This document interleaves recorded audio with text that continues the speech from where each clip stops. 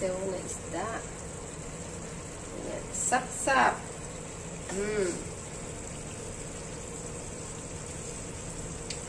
Baka magtaka kayo guys, iba naman yung gamit ko. Eh, syempre, naliligo ako bago ako nagluto, nagsanang nito. Tatapos ko rin yung aking trabaho. And after that, lalagyan naman natin yung ating kauli-hulihang ingredients na spring onions.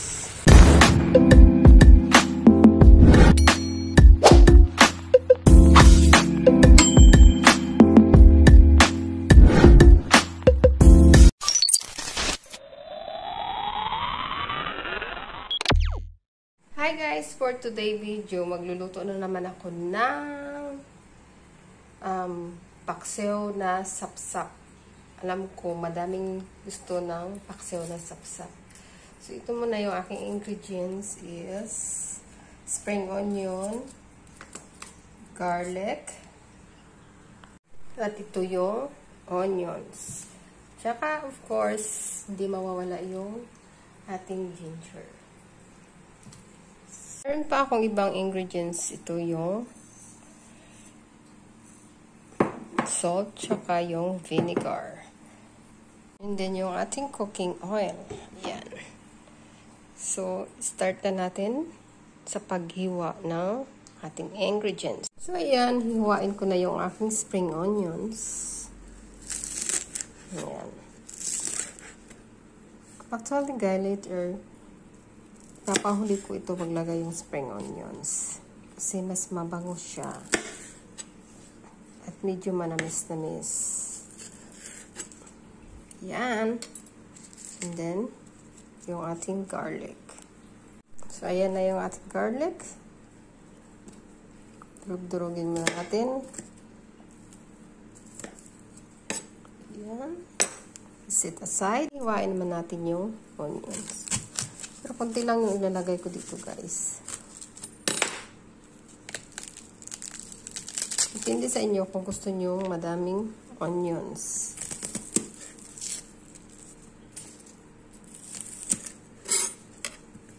Ayan. Hiwa-hiwain na natin siya.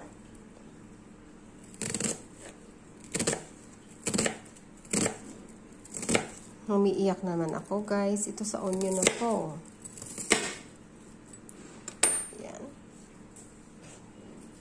And then, next natin yung ginger. So, ayan na yung ginger natin. Ay, grabe, naiyak ako sa onion. O, diba? So, complete ingredients na. At meron pa pala akong pahabol, guys. Ito yung sili. Hindi naman siya masyadong maanghang. Ibang klaseng sili ito. Huwag man yung masyadong maanghang, yung maliliit. Yung tawag na doon na bisaya. Bisaya nga sili. Ito. Or katumbal. So, magsa-start na tayo. At ito ang sapsap na isda. Diba? Paborito lahat ito ng mga barkada ko. Or sa amin din sa Negros, paborito talaga itong ipaksiw o itola or sabawan. Ayan.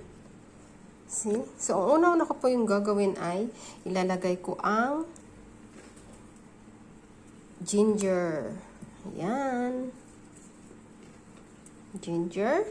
And then next ay ang sibuyas or onion.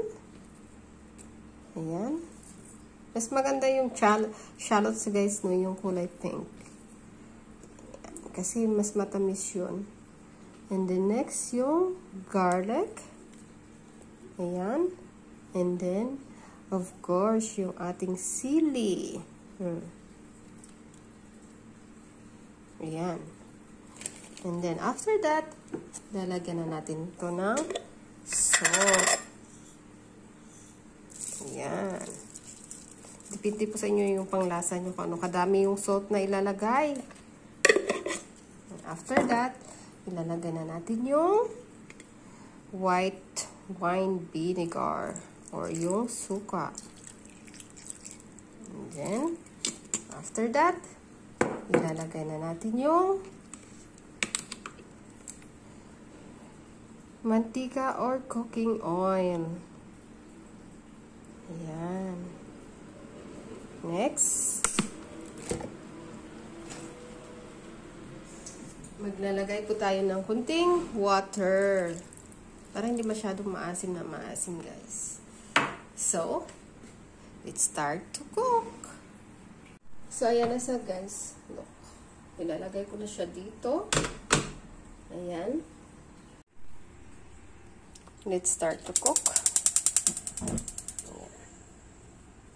Medium heat lang. Yung medium fire lang yung ilalagay natin. Medium. Ayan. So, hanggat kulo siya, hayaan lang muna. Ayan. And then, after that, tatakpan na natin. Para ito'y kukulo. At iiwanan. Char. Ayan. So, ayan na, guys. So, magpo-proceed na ako ng aking work muna. Hayaan ko muna siya dyan. Bye for now. So, ayan. I-check na natin ulit. Wow, guys. Look at that. Ooh, super amazing and yummy.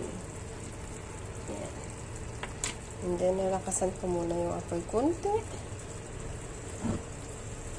Ayan. Wow! Then after that, atin na siya titikman kung ano ang kanyang lasa. Tikman na natin. Baka magtaka kayo, nag-iba na yung damit ko kasi kakaligo ko lang din. So, titikman na natin yung ating paksiw na isda. Ayan. Sap-sap!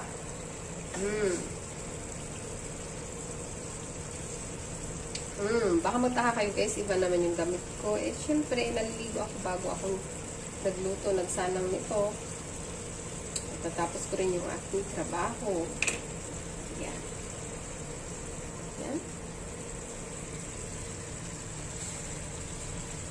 And after that, lalagyan naman natin yung ating kauli-hulihang ingredients na spring onions. Yan.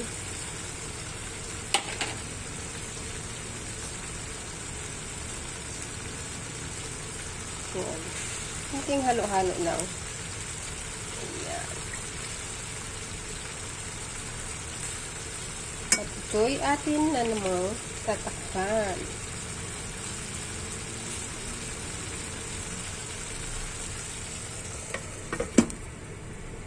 See? At dandahan naman natin yung kanyang apoy. In a medium, in low fire lang. Ayan. So, simmer for a while and then after 5 minutes, pwede na nating tatanggalin sa apoy at pwede nang kumain. So, ayan na guys. After 5 minutes, ayan, tatanggalin na natin yung kanyang takip at i-check ulit natin. Ayan. Sobrang sarap na kainin. Mapadami ka nitong kain ng kanin. So, switch off na natin.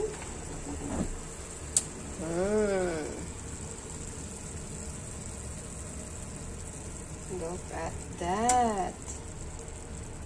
Yung ating paksiw na sapsap. Ayan. Sulit na sulit yung aking tanghalian.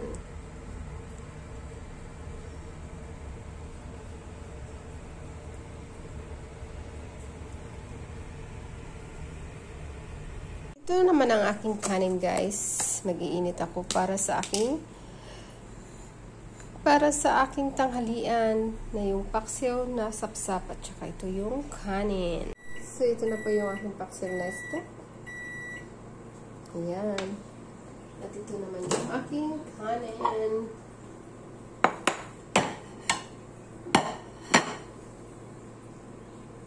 See guys? Wow! Whew.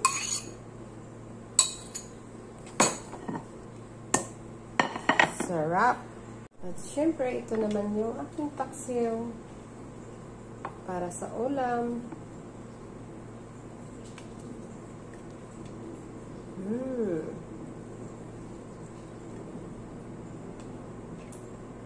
Look at that. At syempre, maglalagay tayo ng kunting sauce niya. Yan. Kunting sibuyas. So, ito na guys, yung aking tanghalian. Napakasimple lang. With rice, sap-sap na paksiw, at saka choy sam. Ayan. Here. O, diba? That's my lunch. Simple lunch. Paksiw with the choy sam. See you!